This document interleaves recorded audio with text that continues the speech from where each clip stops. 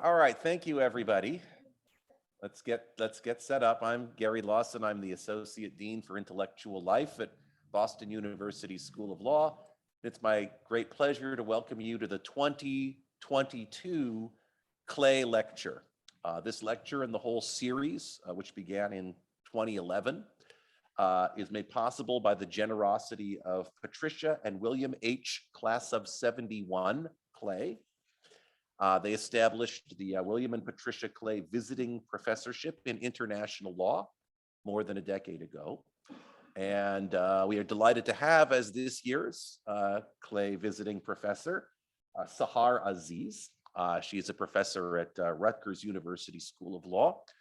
Last fall, we were honored to celebrate the publication of her book from University of California Press. It's visible to the people in the room, at least, The Racial Muslim, When Racism Quashes Religious Freedom. And we are equally honored to have her as the Kleh Lecturer this year, speaking on global Islamophobia in an era of populism.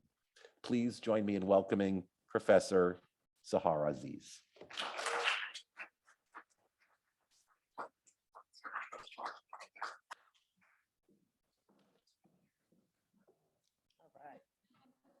Thank you so much. Hold on, let me put this mic on. Thank you so much for inviting me. It's such a pleasure to be back. I admit, the 3 months that I've been gone have made me miss the university and miss my students. It's great to see my former students here. I wish I taught national security law every semester. But I'm glad to see you all here, and hopefully some of the things I talk about will be similar to what we talked about in class. And I want to thank Gary Lawson. Thank you so much for hosting me today, and also for hosting the book convening in September, and to Kathy and KPL and all the professors here, and to Dean Angela and Wachi Willig.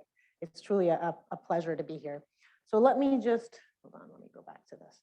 Let me give you a little bit of backdrop of, and one other thing is, I was originally supposed to give this lecture in the fall.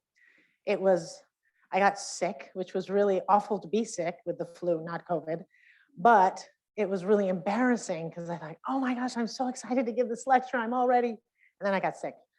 But the silver lining is I get to come back. So it wasn't planned that way. But this presentation is based on my next project, which is an edited volume with Dr. John Esposito at Georgetown, who's a religious studies expert. And it's actually a product of a conference that we put together at Rutgers.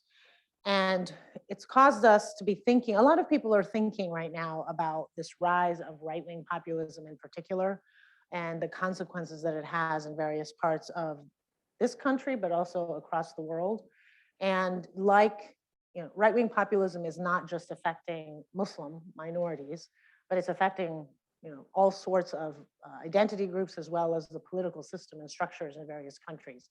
So this is really our attempt at looking at how the rise of right-wing populism at a transnational level is affecting the rights of Muslim minorities in particular. So I cannot do justice to this very big subject in only 30, 40 minutes, but I will try to at least give you an overview, and hopefully during the Q&A, we can talk more.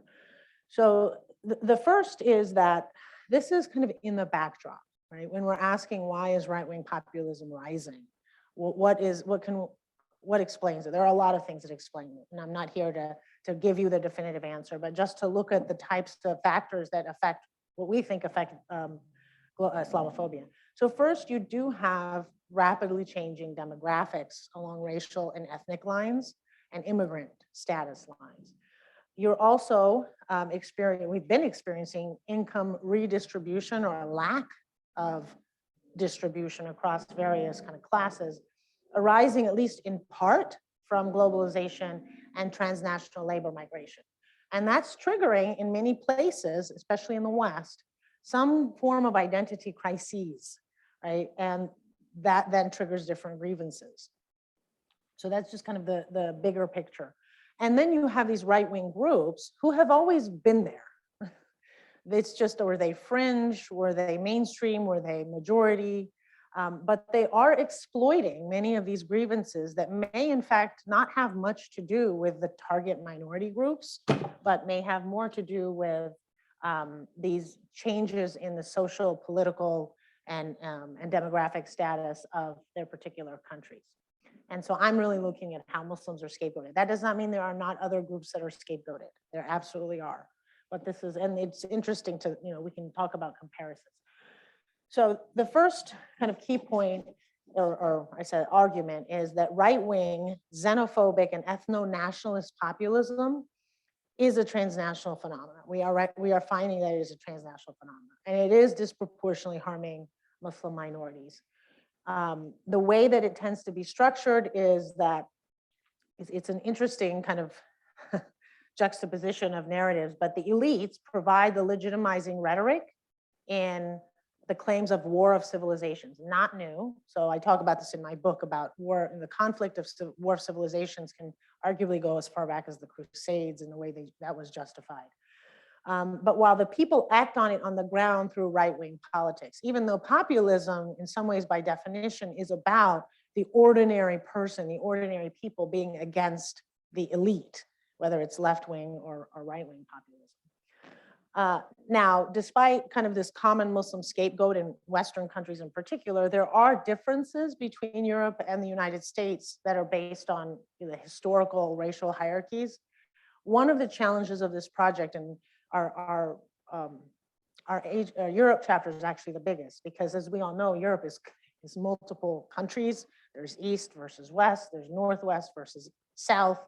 So I in no way want to hegemonize the European experiences, especially vis-a-vis minorities and their own history.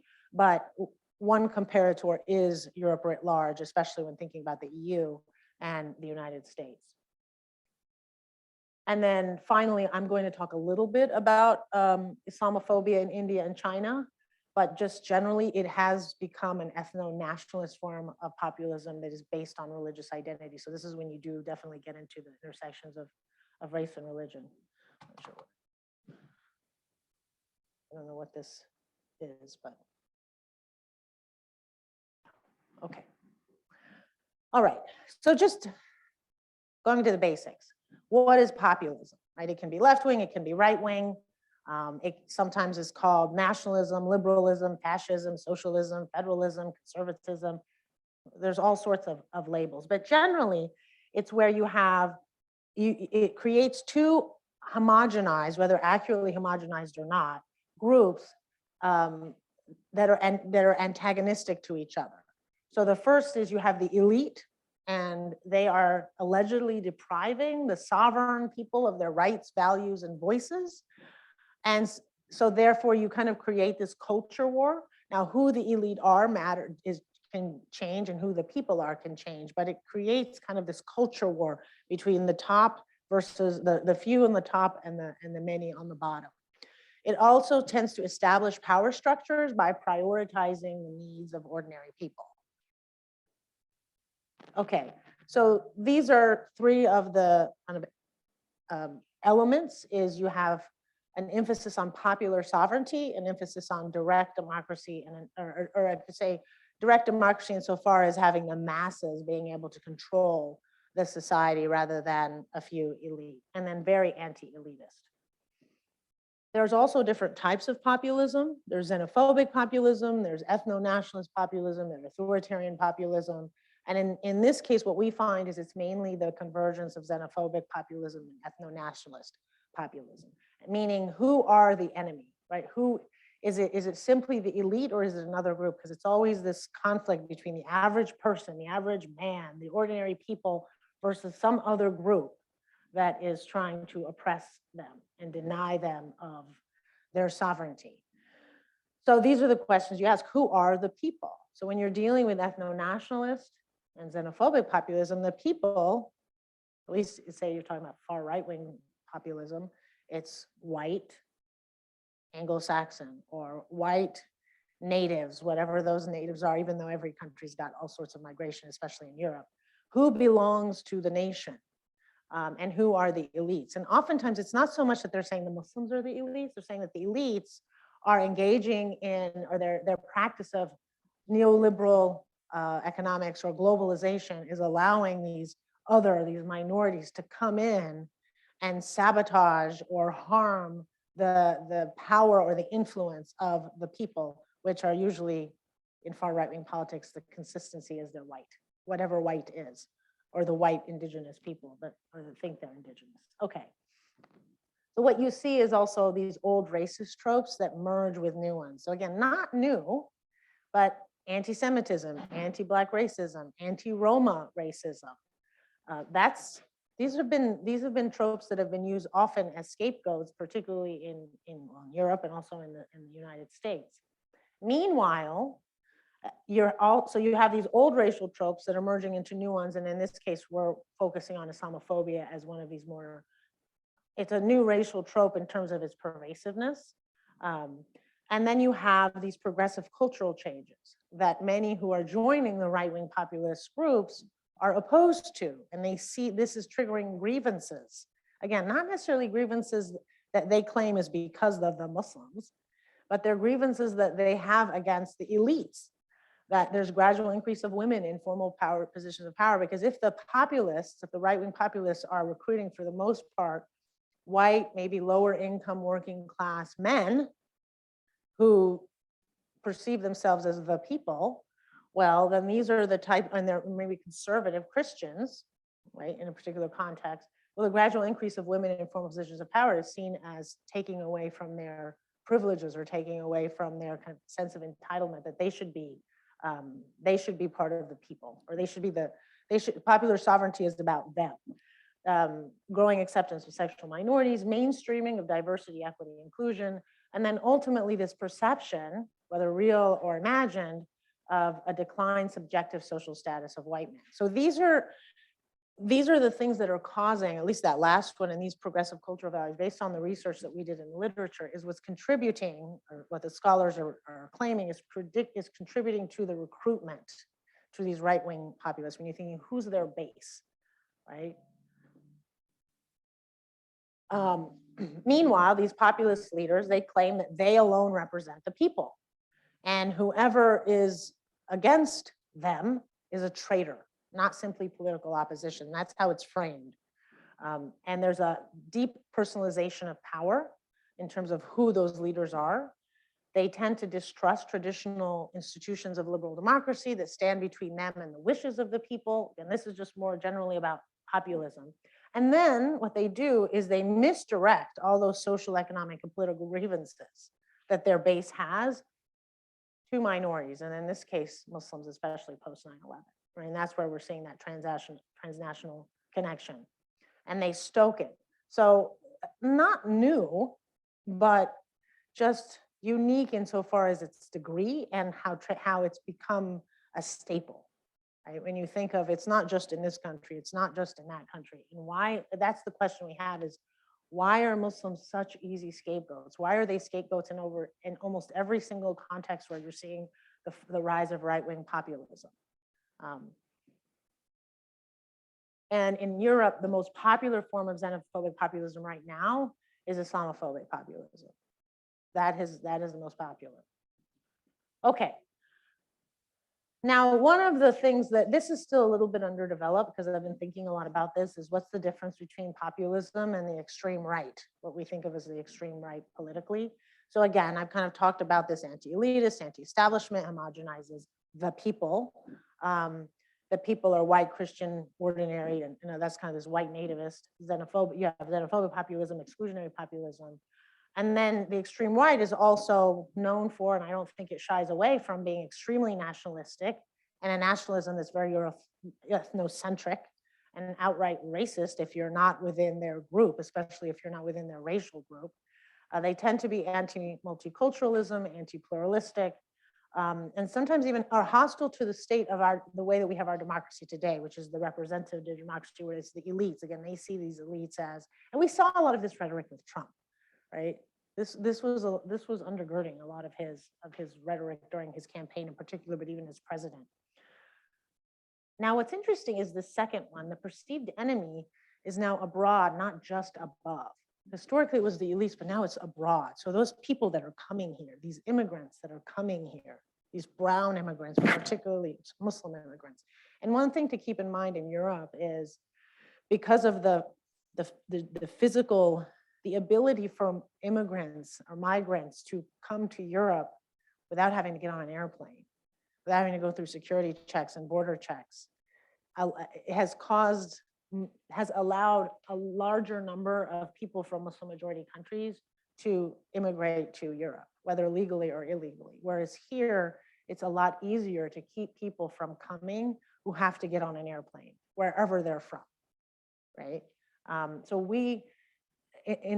I always see the comparison as those who are coming from Central America and the high levels of xenophobia we have against, Latino identity and but we also have a very different migration experience or immigration experience, whereas Europe is more like that because you're having all of these. And I'll talk a little bit about Syrian refugees.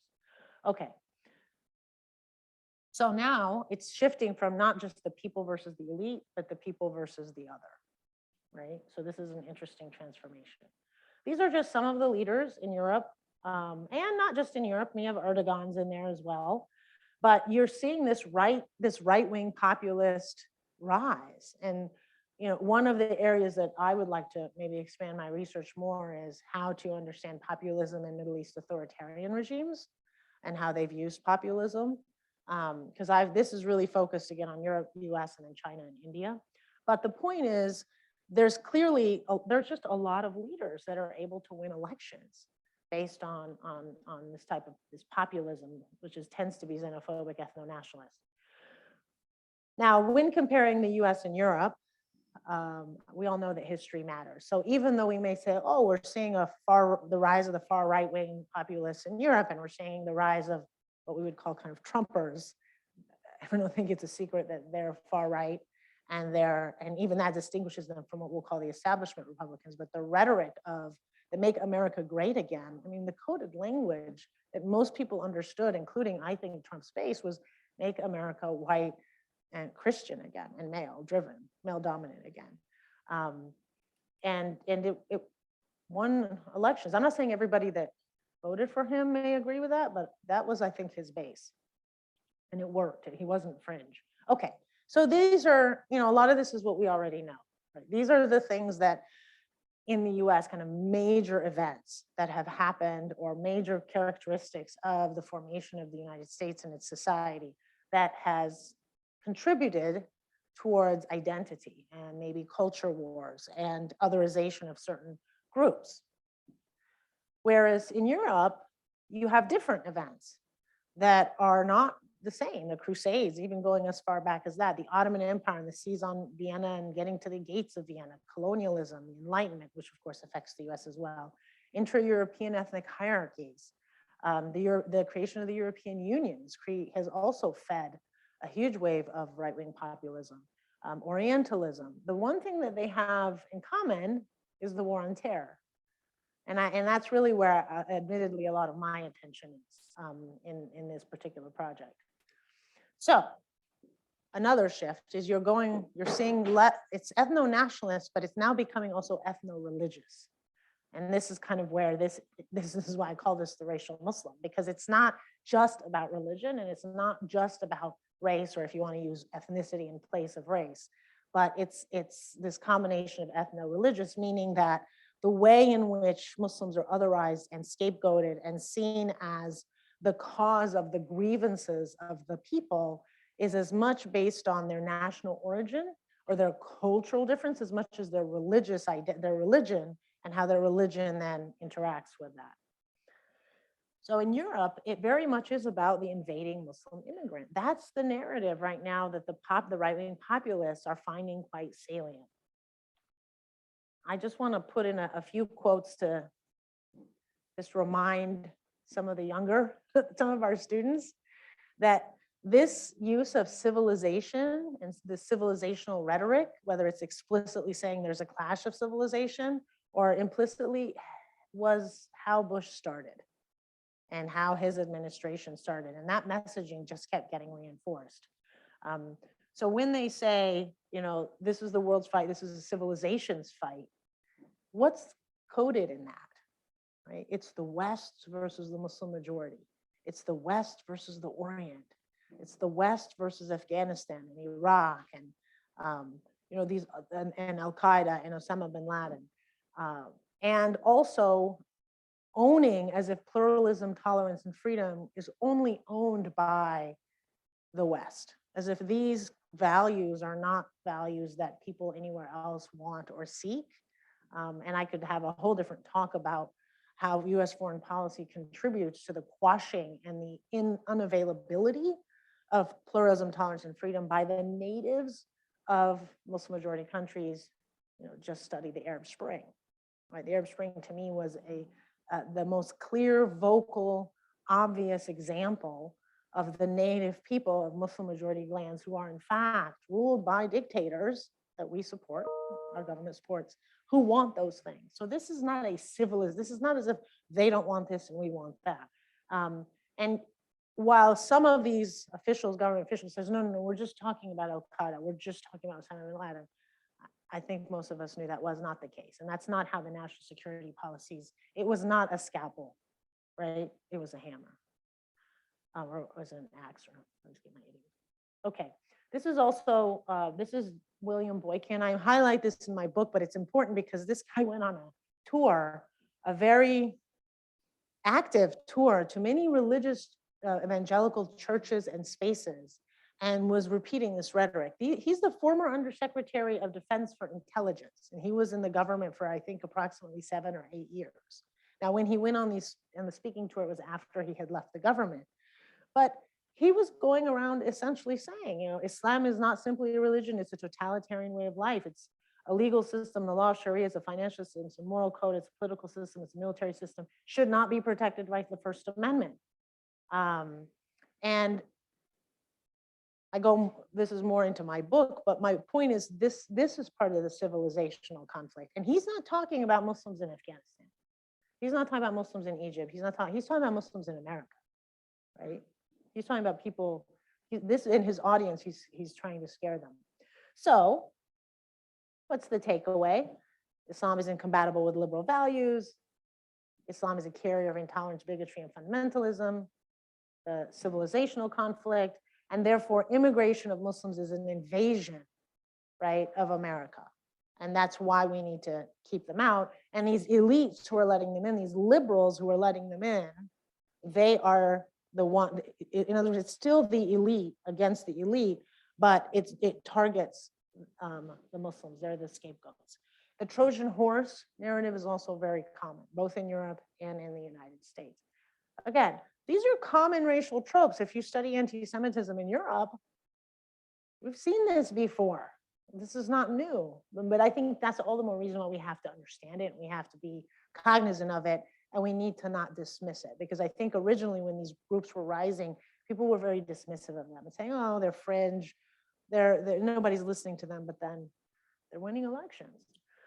Okay, and so again, these are the two, if you juxtapose the Occident versus the Orient, and then the people who come from the Muslim world are seen as bringing these characteristics with them to the United States. Of course, the irony is that right-wing populists tend not to necessarily follow what they claim kind of the West represents. I'll say right-wing populists in Western nations. So there's definitely a hypocrisy there.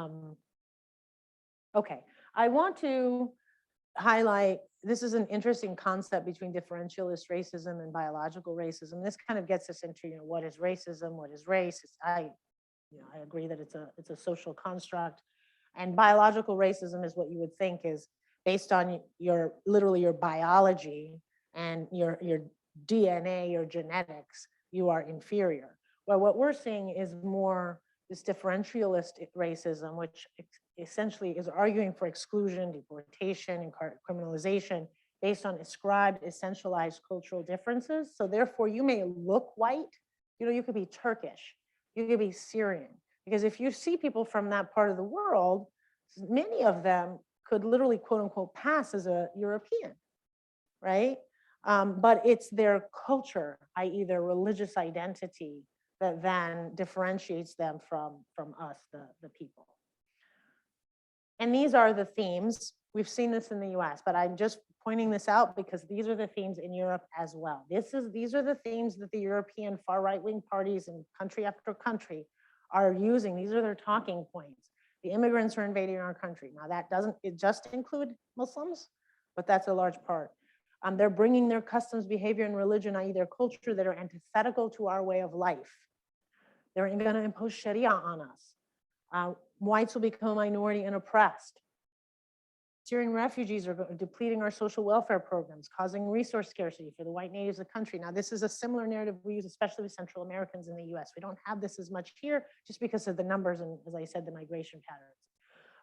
Now there's a strong anti-European Union undercurrent to these populist groups. So, and this is something that we may not be as familiar with here, but I'll just talk about it quickly, the political economy of Islamophobia. So these are the 10 commandments of the European Union.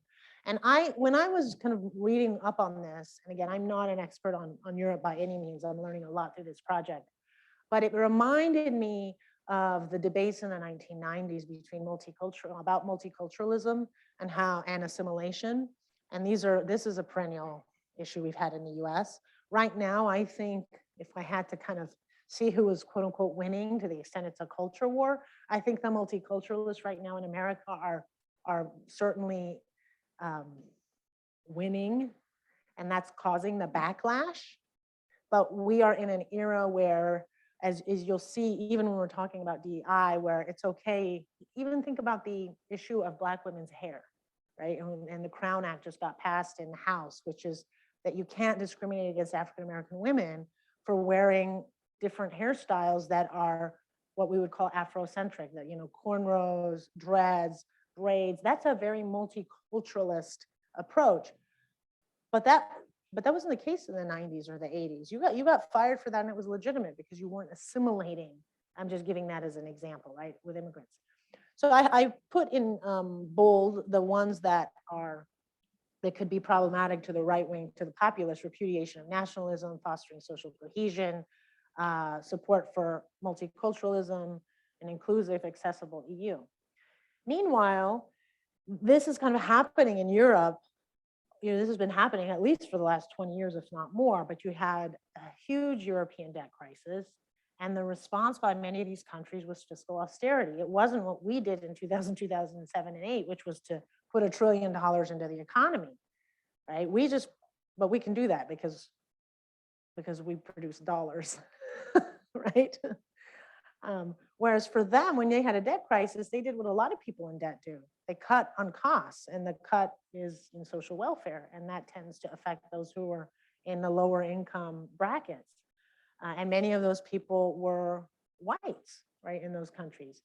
You also have neoliberal structural reforms, privatization, deregulation, liberals. That's affecting everyone globally, but that is become the hegemonic, kind of the dominant global economic structure. You've got economic stagnation, rising unemployment, increasing poverty. So all of these things are happening across Europe to different degrees depending on the country. And then you have the Syrian migrant crisis, which we only brought in a few thousand Syrians, but there was 4 million Syrian refugees. 2 million were in Turkey, 1 million were across the Middle East, largely in Lebanon and Jordan, and then 1 million were in Europe. That's a big influx of refugees, and they're Muslim. Most of them are, like 95% of them are Muslim. Okay. Meanwhile, again, the growing antagonism toward the European Union, and who's letting these refugees in? When you think of Merkel, and when you think of these are the elites. These are, I'm just giving you the perception. These are the elites, the establishment, who are pro-European Union. So here's just some numbers to give you some perspective. And if you just Google how much we let in, it's embarrassing. I mean, I think it's less than 20,000 that we let in. But 1.325 asylum seekers just in 2015, right? And this is not just, I mean, many of them, 1 million of them are Syrian refugees. So they're just Syrians, but there's also a lot of Afghan refugees, and there's a lot of Iraqi refugees, and there's a lot of Yemeni refugees. So whenever you have conflict and they go as we all know, we hear about the stories, they go through the ocean, the Mediterranean Sea, some of them drown to death, they go through Turkey, they find a way to escape. And this just gives you some perspective on the Syrian refugees. This is as of 2019 from UNCHR. So I was sorry, it was 3.6 million in Turkey. I thought it was 2, it's actually gotten larger. But look at Germany, almost 600,000. Right? Sweden, 120,000. France, 21,000. Austria, 55,000. So we remember the news at this time. It was a major public policy debate and controversial issue in Europe. So when they come, this just feeds the right-wing populist parties to say, look, we've got these invaders, the Muslim invaders, and who's letting them in? The elites. And who's paying the price? We are, because they're taking our jobs, because they're taking social welfare, because they're wards of the state. Again, whether it's true or not is irrelevant. Here's just to give you some perspective on they're not fringe. The parties are not fringe. In some places they are, but the Law and Justice Party, so Poland has a very large right-wing populist support. Swiss People's Party, 25.6%, they won of the vote or of seats in national elections. In Hungary, 19%, in Sweden, 17%. Italy, 17%. So these are significant numbers. And if we were to agree, and I realize not everybody will, that Trump represents that for us, he won the election. Now, I understand not everybody who voted for Trump is part of the base. And because we have only a 2-party system, it's a little more complicated because some people vote because he's the Republican nominee. Whereas in Europe, they have a multi-party system. There's more choices, but still, it certainly didn't disqualify him that he could be, when he said to the oath keepers, stand down. That was frightening. Stand down, like, hold on, friends, just let me take care of this, rather than condemning them and saying, hey, this is not right. Okay. Now let's look at that connection between the populist parties and the views of Muslims in their country. This is a spring 2019 survey. So if you are in the left-hand side is the right populists, and the green is the percentage who have unfavorable opinions of Muslims in their country. So 59% of those who support the Swedish right-wing party or right populist party have unfavorable views of Muslims. So that's the base in addition to whatever other views they have. Germany, 60%, Czech, 85%. In other words, that gives you an indicator, a predictor. If someone is a member or elects or votes for the right-wing populist party, that shows that they have a higher probability of also holding unfavorable views of Muslim. Same thing with Italy. So it shows these are all just trends as we see. Now, what is interesting, if you look at Spain and Greece, Slovakia and Poland, the blue is they do not support right populist parties, but they still have unfavorable views of Muslims. So that shows that there is this bipartisan Islamophobia. I mean, both results are troubling, but these are some of the ads, the political ads that were used in various countries, especially I think in Austria and Germany. I got this from a colleague of mine. If you're interested in Islamophobia in Europe, I recommend Dr. Farid Hafiz, that's his specialty. And so he shared some of these with me and I asked if I could use them. But these are political ads that they distributed to the people. Now, I don't know if anybody understands the languages. I don't, but you can see the pictures. The pictures speak for themselves. And by the way, the percentage of Muslim women who wear the niqab is minuscule, right? But that's the representation of Islam. So there's also that undercurrent misogynistic theme, as if that's, this is what they're going to do to our country. This is what they're going to do to our women. So this also looks at the positive views of Muslims and how they're more common in Western Europe and Asia. So this is the percentage of people who have a favorable or unfavorable opinion of Muslims in their country. This is separate from whether they vote for the populist right-wing party or not. But what it's again, these are all polls, so take them for what they're worth. I always just try to look for trends. But it does show that in Italy, if you look at Spain, Italy, Greece, Poland, Lithuania, Czechoslovakia, and Hungary, you have a higher rate of unfavorability versus in the Western part of Europe. It's an interesting data point. That doesn't mean there aren't populist parties there. And then again, you have to still look at the convergence of how much of those people who have favorable views are they still voting for the populist, the right-wing populist party. All right, but see, these are some of the these are some of the talking points that the right-wing parties have. They call for abolishing mosques and Islamic schools. They call for banning the hijab. They call for banning halal or pork-free meals, plus halal is different, but pork-free meals. They ban the minarets. They ban Muslim migration. This is how they get their votes. Okay, I'm going to switch now to the U.S. A lot of this should be more familiar to you, but again, trying to do the comparisons. These are the general ways that the U.S. and the government in particular, and people who support, I'm going to say Trump because I do think he's a far right-wing populist, close the borders, deport Muslims, stop Muslim immigration, treat mosques as terrorist incubators, surveil, investigate, and prosecute Muslims using counterterrorism laws. And this is essentially what I write about. So if you want to read articles, I have many to give you. And this is a very troubling, I'm waiting for the Pew Research Center to do one that's more recent because it's in 2014. But when I saw this, I was rattled.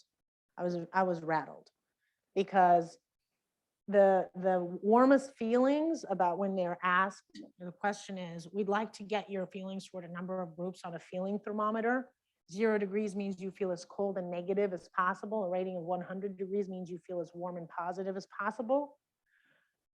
And the people at the top, the warmest, are Jews, Catholics, and evangelical Christians at 61 to 63%. Then you get Buddhists, then you get Hindus, Mormons at 48%, and Muslims and atheists at 41%. That's a noticeably low ranking, especially when you compare it with the other faiths that are monotheistic. We also had you guys have heard about the anti-Sharia bill campaigns. These are concerted, they're planned, and they're well-funded. These are not coincidences, they're not accidents. But this gives you an idea of how they have been introduced in almost every single state. And the number on the top means it was enacted. So the big number is how many bills have been proposed. The number on the top is whether the bill actually was enacted, and the number on the bottom is it failed. So for example, in Texas, 21 bills have been proposed to ban Sharia. And I'll have a separate talk. I could have someone, there's a whole different discussion about what Sharia is, and I'm not going to get into that, but just in a nutshell, there is no Sharia law in America. It is not like a parallel legal system. It is not a separate court system. It's not as if we have these Sharia courts and the Sharia legal system that is parallel to our traditional system. It is much more about certain private law within contracts and marital contracts from abroad, but it's not a serious legal question. And yet this is what's happening. But why are they doing this? Because this isn't really about Sharia, right? This isn't about our legal system being compromised by a different legal system, whether we agree or not. This is xenophobia. This is Islamophobia. Okay, where are you guys in Massachusetts? Well, you haven't had one. That's really interesting. Or either that or it's missing. It's one of the orange states. New Jersey, where I am, there's 4 that have been proposed and 4 failed. Even though New Jersey has the largest Muslim population as a percentage of the state, which is 3%. And yet 4 bills are still proposed. Muslims' opinions reflect what I've just talked about. They are feeling it. 75% of Muslims believe, this is in 2017, there's a lot of discrimination against Muslims. 68% of Muslims in 2017 were worried about Donald Trump. They made them feel worried. 62% believe American people don't see Islam as part of mainstream society. And in recent years, being Muslim in the US has gotten more difficult, according to 50% of Muslims. So this is just to give you the perspective of those that are being targeted, right? Just a window. And then finally, this is reflective of what we're seeing in Europe. Those who prefer Trump have the most unfavorable views of Muslims. So the question is, how well does the word violent describe Muslims? According to prefer Trump, more than 40% say extremely well. And then another 20% say very well. Whereas if you look for the Democrats, it's almost 35% not well at all, and then another 20% not well at all. So there is this partisan, but what's interesting about this is how it divided it between the Republicans and those who prefer Trump. And again, seeing that same nexus between right-wing populism and Islamophobia. And this is also, I talk about this in my book, but I just wanted to show you some of the facts because media matters. It's a force multiplier, right? So there's some really interesting studies which I cite in my book about this, but Muslims, terrorism by Muslims is covered 350% more times than terrorism committed by non-Muslims in the US. An average of 15 print online headlines per attack committed by non-Muslims compared to 105 headlines by terrorist acts committed by Muslims. So what is the public being told? So that also inflates the threat, right? Okay, and then finally, Islamophobia in Asia. I'm just focusing on China and India, but India is a really interesting. It's different from America and West in the United States or Europe in many ways. But 213 million people that are Muslim live in India. That's just below the Indonesia, which is the largest Muslim country. There are more Muslims living in India than all other Muslim majority countries except Indonesia, just to give you some perspective. Yet we don't really think of, because the majority is obviously Hindu, but that's a lot of Muslims. This is the projected population.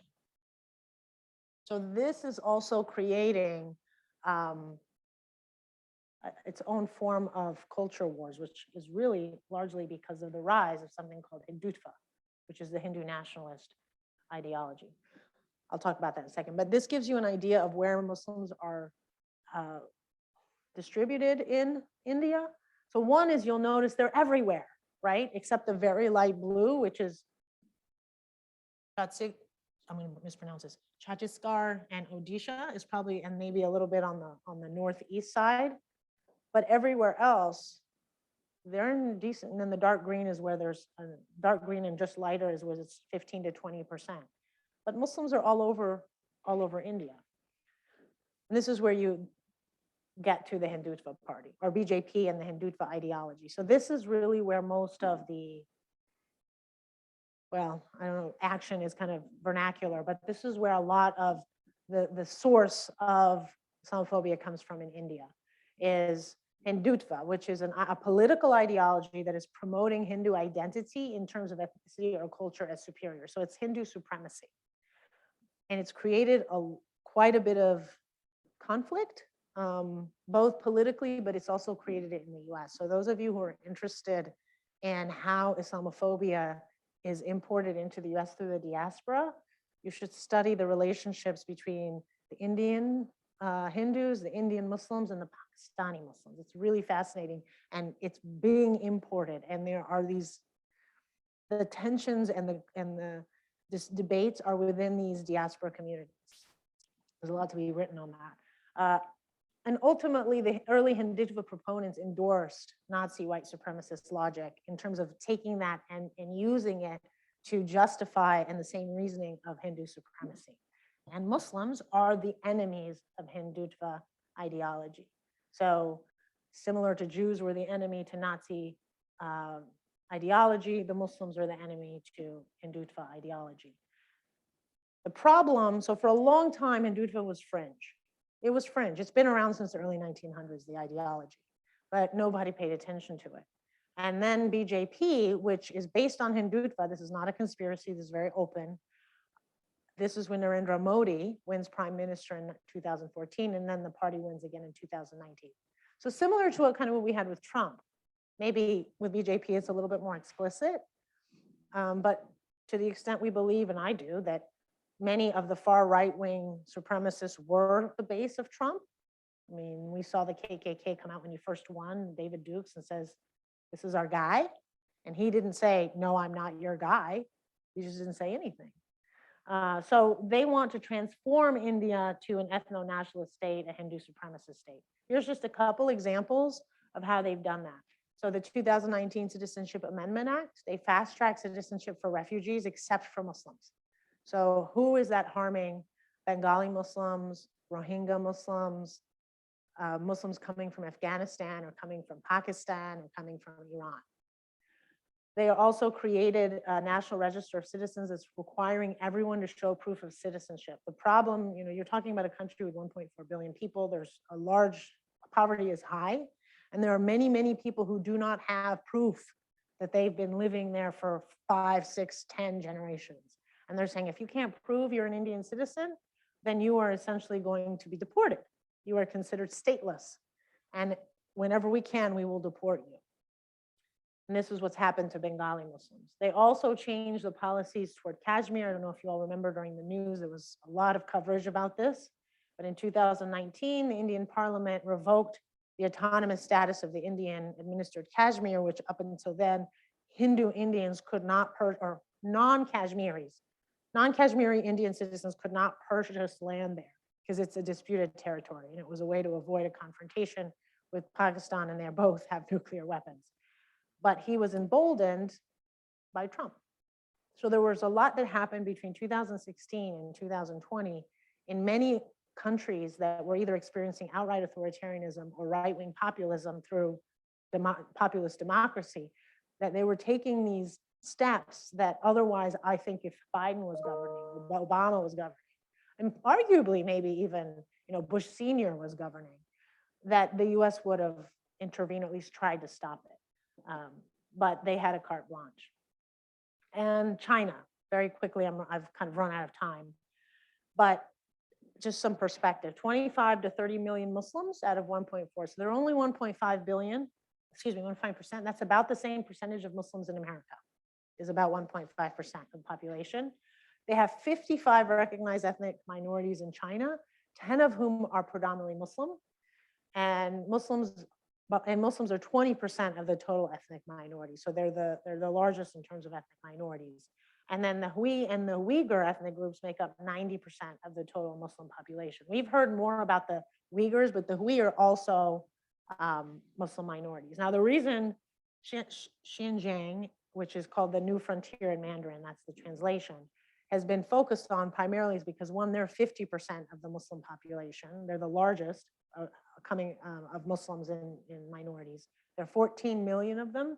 And sometimes they call themselves East Turkestan, which gives you an indication of the identity differences. And there have been attempts to secede by the Uyghurs in the past, which is another reason why the Chinese government is very suspicious of them. So some of it is based on identity, some of it is based on geopolitics and their desire to be independent. So think of the Kurds, right, in Syria and Iraq and Iran. Now that doesn't, of course, justify the repression, but it's not the straight identity. And this is the way in which they have been repressed. They have denied their indigenous people. And if you show any type or exhibit Islamic dress, grooming, outward expression, practice of Islam, that is seen as threatening the Han's racial dominance and what is supposed to be the real and true Chinese identity. The war on terror has, again, allowed China to get away with things that arguably, we can argue about this, may not have been the case if we didn't have the war on terror as a reality, as a global kind of movement or a global phenomena. But the Chinese government has done what other governments have done and told the US, we're just like you, we're fighting a war on terror. And therefore, don't criticize us because we're just like you. And if you criticize us, well, then that means what you're doing is also racist or Islamophobic or not legitimate. And they are reframing or eliminating the quest for self-determination, even if it's cultural self-determination, as combating terrorism. So similar narratives as in Europe and China, that Uighurs are racialized as terrorists, they're potential terrorists. And as a result, they need to be put in re-education camps. So think of the Native Americans and what we did to them. They separate Uyghur children from their families as a means to make sure they do not get raised as Muslims. They're increasing informants, they're banning Ramadan, they're prohibiting men from donning beards and Muslim women from wearing hijabs. And so it is a very active, it's very open and very active form of cultural assimilation, if you want to be charitable, or just outright racist repression, if you want to be a little more blunt. So finally, this is just the takeaways repeating kind of what I said, is that right-wing, xenophobic, and ethno-nationalist populism is a transnational phenomena. And in these countries I've identified, Muslims are disproportionately harmed. The war on terror meta-narrative has legitimized Islamophobia in both democratic and authoritarian states. And then finally, Western liberal democracies, particularly the United States, are finding that they do not have much credibility when they go and criticize China, or when they go and criticize India, or when they go and criticize Europe, or other autocratic states, because of our own record in terms of the war on terror and what we did to Muslims over the last 20 years in our so-called, national security endeavors. So with that, I thank you very much for your time, and I look forward to your questions.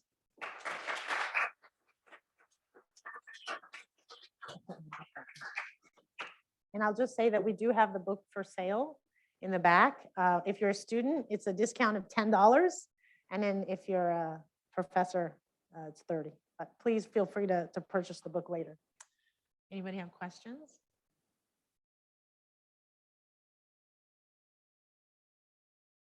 Yeah. All right.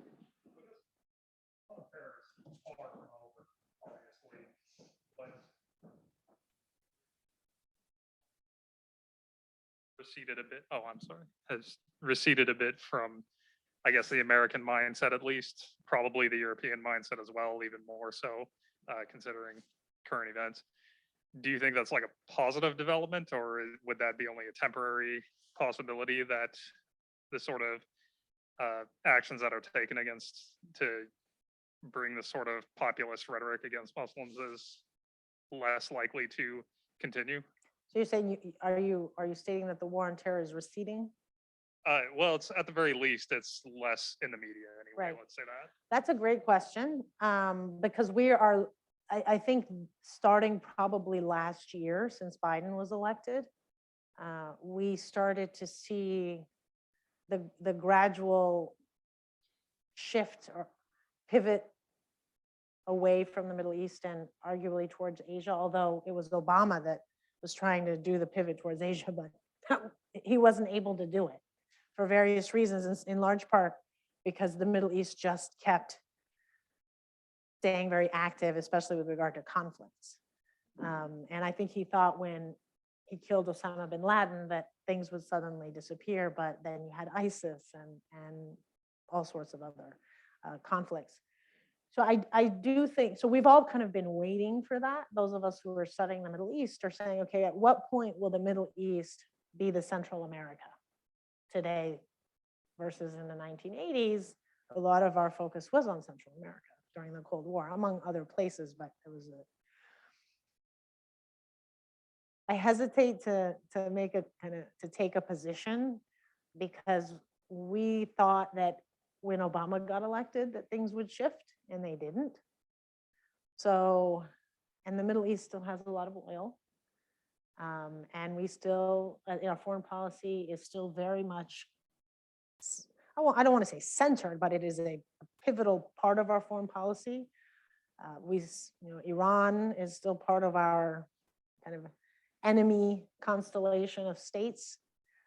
Israel will always be demanding interventions, right, because of its kind of special place in foreign policy. So I don't know, but I do think that we are seeing, at least in the media, definitely in the media, we're seeing less attention on the war on terror. Now, part of that may have been fortuitous because of COVID and because of the pandemic, which just sucked the air out of any conversations about anything else. So now that the pandemic, I think, is now under control, right now we're looking at Ukraine, so that conflict is taking up a lot of our attention. So you've got Putin, you've got China, but I think those are kind of the factors to be looking at. The question, and this is kind of what I pose in the book in the last chapter, is how much of these last 20 years has created a permanency to Islamophobia as kind of integral to identity politics or race politics in Western countries. And in India, it's never going away. You have 214 million people. They're 14% of the population. It's the equivalent of saying anti-Black racism will never be an issue. We have 13% of the population is African American, and we have legacies of slavery. They've got the partition, they've got Pakistan on their borders, they've got Kashmir that who knows how long that's going to take to get resolved. So I think in India, it's permanent. In China, I think it's permanent unless they literally successfully do what we did to the Native Americans, which is just almost effectively eliminated. That's to be determined. But if you look at the West, and if you look at the United States, I don't know the answer to that because 20 years is a long time. But 1.5% of the population is not a lot. And it's a very diverse population. And so therefore, they can't be marked physically as easily. So once the Muslim identity no longer does as much work to racialize, and it goes back to phenotype, which was what I argue it was more before 9/11, you might have more of a dissipation, or you'll still have Islamophobia, but right, it won't be just so systematic and so mainstream and so open and part of our problems, right? Part of our racial problems, our bigotry. So I don't know the answer. I wish I did, because there's just too many factors. There's too many factors at play. But I will say that who is in the White House and who has the bully pulpit matters a lot. I mean, that was what was so troubling, and it was on a very personal level to many of us who identify as Muslim, is hearing the President of the United States being so openly anti-Muslim on multiple occasions. It's very jarring, and it makes you feel quite vulnerable.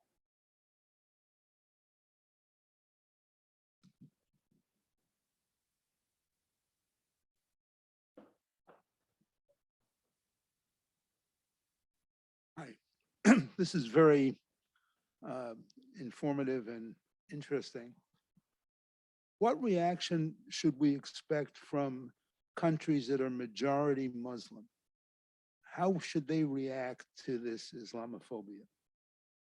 That's a great question. So the first kind of the threshold issue or challenge is that, with the exception of Turkey about 5 years ago, so it's not, I don't think it's as much of an exception as it was, there were no democracies in Muslim majority countries. Although I don't know, I am woefully ignorant of Indonesia and Malaysia. I admit my ignorance. And I do understand that they are much more democratic than the Middle East, North African countries. So I'll just kind of carve them out for a minute, and I'll just focus on the Middle East, North Africa, which is what I'm more familiar with. There's no democracies, which means that the people do not have much influence, if any, over what the government does and how the government responds. Because when you oppose the government in an authoritarian state, you go to jail, you get tortured, and you get killed. And if you're lucky, you just get socially marginalized, where you might be blacklisted from employment, right, where you're economically harmed, and those are the lucky ones. Or you flee. That's any day. That's Putin's Russia, right? So the people don't have much agency in regard to kind of the foreign policy. And I don't think they have a lot of domestic issues they're focused on as well. As far as the governments are concerned, they're all allies.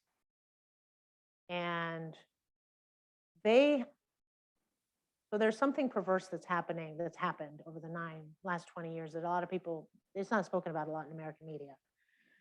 So I'll call them the dictators of the Middle East, North Africa. They could be monarchs, they could be military, or they could be civilian. There's two things. The first and foremost impediment to them caring at all about Islamophobia is preserving their own power. And they know that their people, it was proven in 2011, when given the chance, will overthrow them. And every single one of them cares that the one horrific scene that has traumatized these leaders is what happened to Gaddafi. Because they all know that their people are capable, if not want to do that to them. They have no legitimacy. They're ruling by force. The monarch is maybe not as much, but definitely the military and civilian dictator. So for them, whatever it takes to avoid that fate and to stay in power, they don't care about Islamophobia in Europe and in America. That's not their problem. Muslim diaspora are not their people. So that's one. Number two is it's even worse than this passive, it's not our problem. We are not worried about that. We're not going to make our benefactor and our ally upset at us over the civil rights of Muslim diaspora. It's not worth it to them. But what's worse is they actually support the war on terror because since arguably the 1960s, but definitely since the 1980s,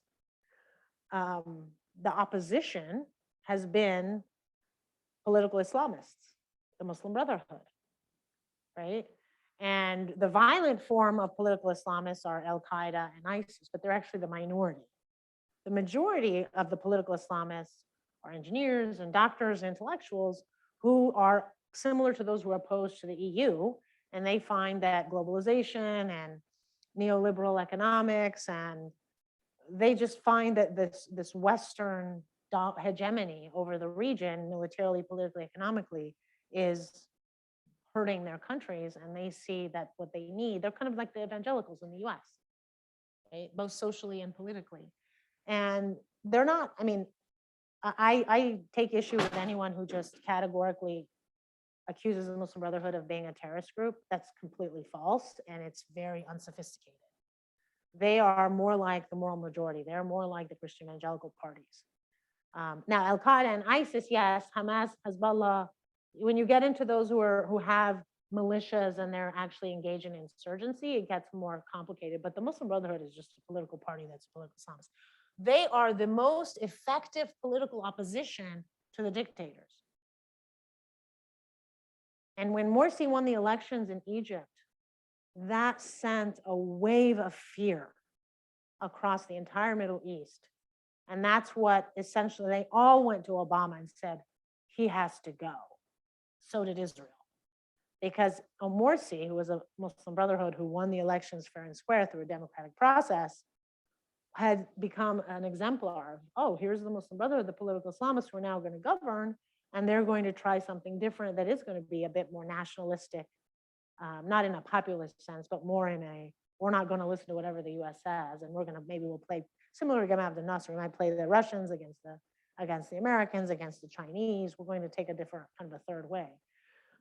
So the dictators, they want the Muslim Brotherhood out, and the war on terror to them is a tool for them to take out their opposition, and therefore they have to buy into whatever the war on terror means for the US. Does that make sense? I don't know if that answered, but so in a nutshell, they won't do anything. They won't do anything.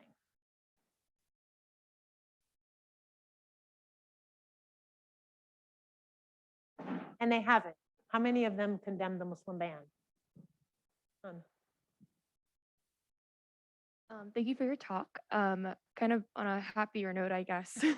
I think there's been a big uptick in art and media talking about these issues. Riz Ahmed's The Longest Goodbye, which just got an Oscar documentary short award, and then the Trojan Horse Affair, New York Times' podcast has made these issues, I think, more accessible to the general population. Are you hopeful that art and media talking about these issues can help bring to light the Islamophobia that exists in the populist groups and Yes, will yes. hopefully bring it down? So we certainly need kind of alternative narratives.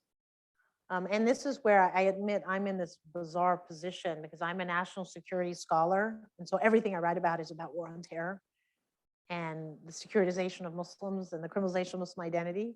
And yet, yes, what I want and what I call for is to get away from that.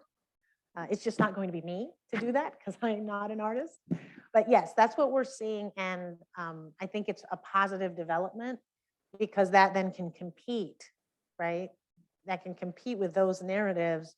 And hopefully, if you have an audience that is able to engage in critical thinking and has different sources of information, notwithstanding the algorithms in our social media feeds that essentially keep us in the same loop, whether we're whatever political side of the spectrum we're on, I think that will provide that. So yes, I support that. And I mean, I think that's positive. And I'll just note that one of the reasons that's happening is two. One is for every, there's progress and there's retrenchment. And then from oppression, you have kind of a positive backlash. So, and I talk about this in the last chapter of the book, is the silver lining in the last 20 years of the war on terror is that those who identify as Muslim and their allies, their close friends, their family, those who have some kind of personal connection and understand what a serious problem it is, have responded by trying to challenge the narratives, right? They're not just sitting in the corner and whining and complaining. They're actually taking initiatives, Islamic Awareness Week on college campuses, interfaith dialogues, doing plays. There's all sorts of things that are happening, but most of the people doing it are under the age of 30. That's not a coincidence, because these are the post 9/11 gen. These are the kids who the only know is post 9/11.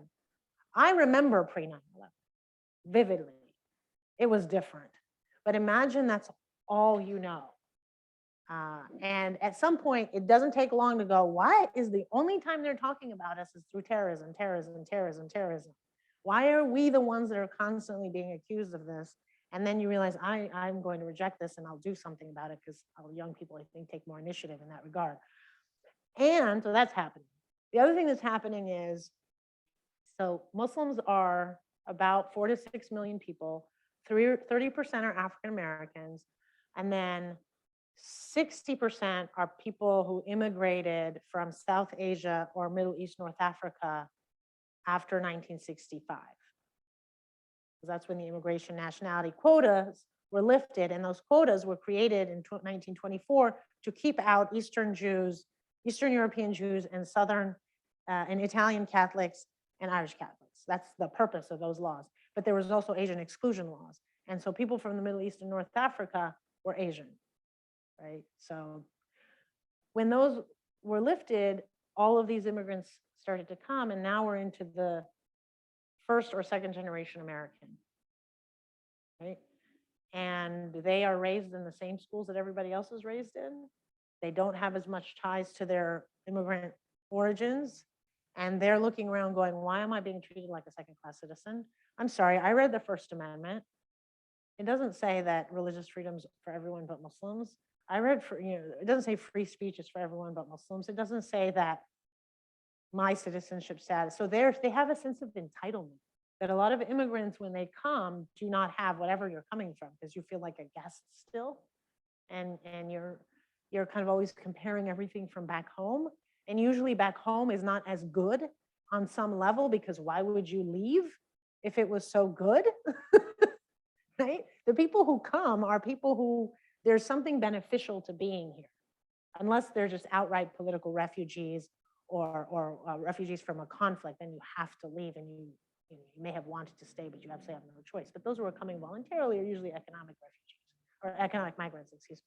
So that now you saw the same thing with Jewish Americans and Catholic Americans, Irish, Catholic, Italian. I talk about that in chapter 2 and 3 of the book, which is as they became first and second generation Americans, they now started to run for office, right? They now started to enter professions at senior levels of, right? And then there's at the table, they're making decisions. So some of that is a gradual, and it is a tribute to the American experiment, because that is not as available in Europe. Talk to the French Muslims, right?